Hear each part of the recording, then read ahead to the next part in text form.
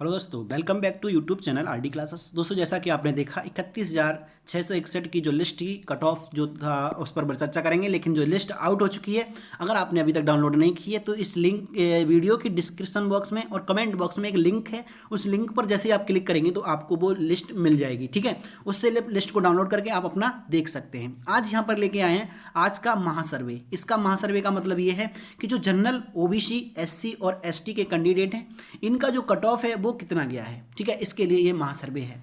अगला, जिनका नहीं हुआ है वो क्या करें, अब आगे का कदम उनका क्या रहना चाहिए, आगे कितनी संभावना है कि उनका हो जाएगा 40%, 60% या 80%। जैसा कि आप देख रहे हैं, ये जो लिस्ट थी जो आउट हुई है उसमें लिखा हुआ है कि जो आपकी भर्ती हुई थी वो माननीय सर्वोच्च न्यायालय में विशेष अनुज्ञा याचिका संख्या इस पर है, और ये जो भर्ती हुई है आप पढ़ सकते हैं 69,000 की, वो सुप्रीम कोर्ट के अधीन हुई है। ठीक है, और इसमें 31,661 पदों में से 31,277 पद भरे गए हैं जिनकी लिस्ट जारी की गई है। ठीक है, अब बात करते हैं यहाँ पर कि जो लिस्ट आ गई है अब, तो सबसे पहली चीज़ ये है कि जो कट ऑफ था वो बहुत ज़्यादा गया है। अब कितना कट ऑफ गया है इसका सर्वे की बात करेंगे। दोस्तों, इसके अलावा हम आपको एक चीज़ और बताना चाहेंगे कि अगर आपने अभी तक चैनल सब्सक्राइब नहीं किया तो चैनल को सब्सक्राइब करने के साथ साथ बेल आइकन जरूर प्रेस कर लेना, और ग्रुप की लिंक टेलीग्राम और व्हाट्सएप की दोनों की दे रखी है, तो आप जो भी यूज़ करते हैं उनको ज्वाइन कर लें, वहाँ से आपको PDF भी मिल जाएगी लिस्ट की। ठीक है, तो चलिए चर्चा करते हैं इस कट ऑफ की सर्वे पे।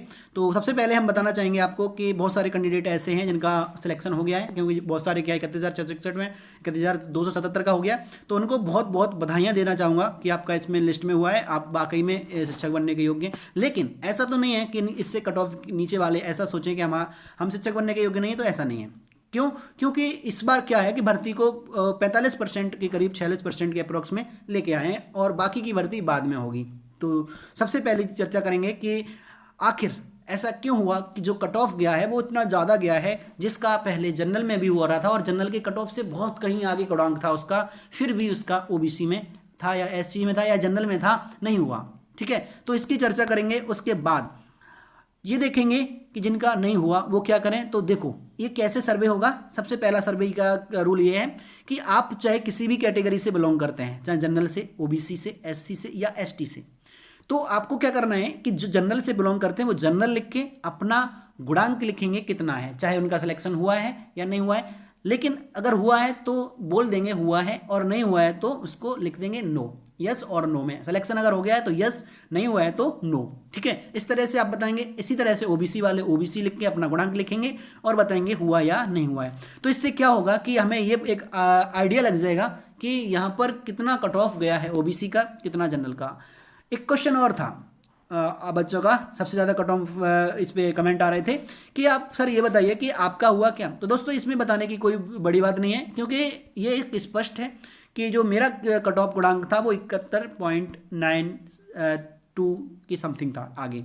ठीक है, तो मैंने इसको गुणांक को, मेरा ओबीसी से बिलोंग करता हूँ। आप एक क्वेश्चन ये भी था सर आप ओबीसी से हैं जनरल से, तो मैं ओबीसी से बिलोंग करता हूँ। ठीक है, डिस्ट्रिक्ट मेरा एटा है, एटा डिस्ट्रिक्ट से बिलोंग करता हूँ। ठीक है, पिछली बार मुझे भी अपना एटा मिला हुआ था इस गुणांक पे। ठीक है, मेरा जो अपने जो जहाँ पे अपना डिस्ट्रिक्ट में नंबर था 125, 125 था, और मेरे डिस्ट्रिक्ट में जो सीटें थी वो 280 थी।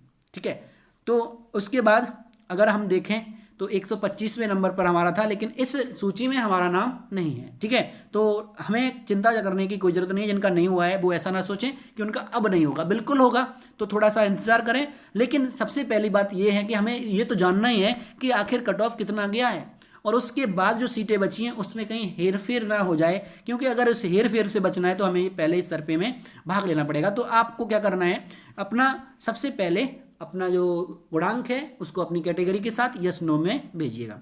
चलिए, जिनका नहीं हुआ उनकी चर्चा कर लेते हैं। जिनका नहीं हुआ वो क्या करें। तो सबसे पहला इंपॉर्टेंट काम है कि आपको तसल्ली रखनी है खुद में, और अपने दिमाग से सोचना है कि आपको आगे क्या करना है। अब कैसे दिमाग से सोचना है, समझो कि पहली चीज़ तो ये है कि इस भर्ती में आपने देखा था ग्रुप चल रहे थे, दो ग्रुप आपने देखोगे, ग्रुप कह ले या फिर कह दो दो संगठन कह रहे।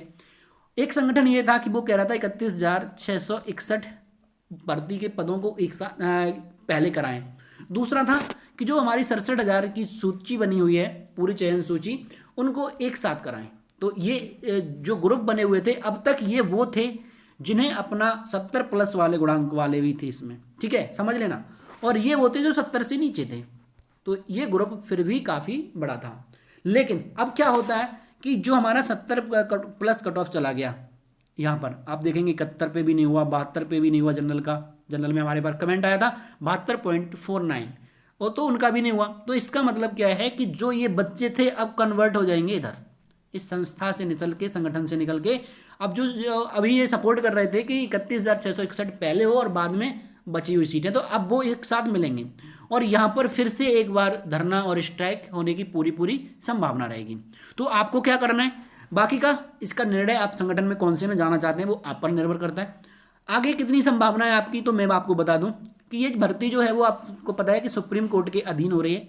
अगर भर्ती सुप्रीम कोर्ट के अधीन हो रही है तो आपके जो चांस हैं वो अभी तक के आंकड़ों के अकॉर्डिंग, तो आपके जो चांस हैं वो आपके 80% से 100% के पूरे पूरे चांसेस हैं इसमें। तो बिल्कुल टेंशन लेने की जरूरत नहीं है। 80% से इसलिए है क्योंकि यहाँ पर देखा जाए तो जो 40-45 कट ऑफ वाला चल रहा था मुद्दा और 90-97 वाला चल रहा था, उसका ऑर्डर अभी नहीं आया है।